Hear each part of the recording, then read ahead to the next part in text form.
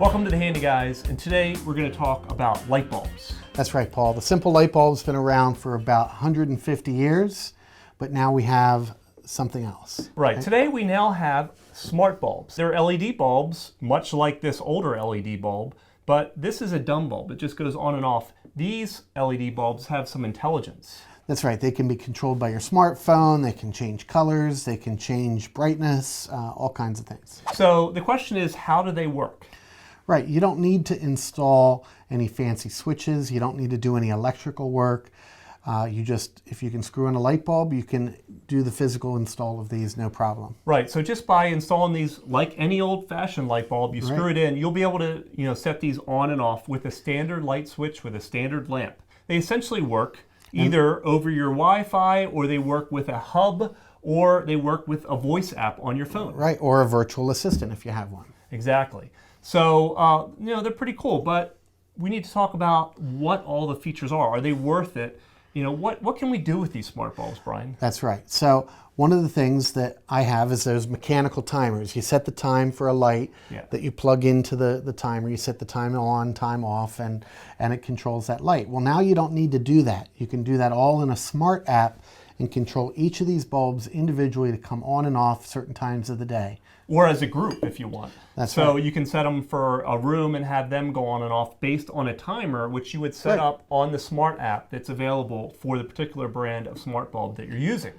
So that's pretty cool. But Brian, I like the feature where you can have them go off automatically when you leave your driveway. That's right. That's called geofencing, and that's used in a number of different kind of apps. But with the light bulbs, you can set it so that when you leave your house, a certain group of lights or all of them turn off. And when you approach the house, you can even be, say, a mile away, and you want to have all the lights come on. You can do that as well. So it triggers the geofence. That's right. But the other cool feature, which we've kind of hinted at, is that they can, if you have certain kinds of smart bulbs, they can change colors.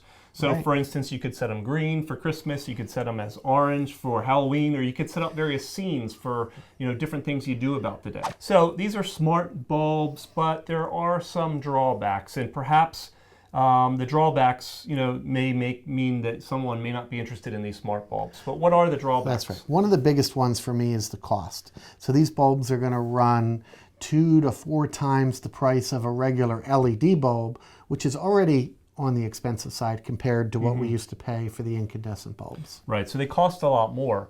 But there's also the challenge of configuring it. So it isn't really just plug it in and you're ready to go with all the intelligent features. Right, so a lot of these will require some kind of a smart hub. The manufacturer will specify what they need, or they're going to need to hook up to your Wi-Fi. They're going to have an app of some type. Right. And like we said, a virtual assistant. So you're going to need to make all these disparate technologies work together. And another thing, Brian, is you essentially have to treat these like another computer.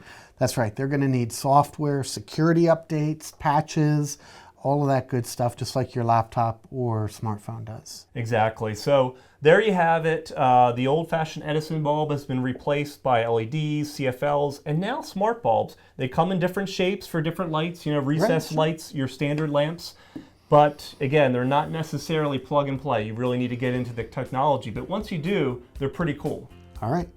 So there you have it. Thanks for watching the Handy Guys. Thanks.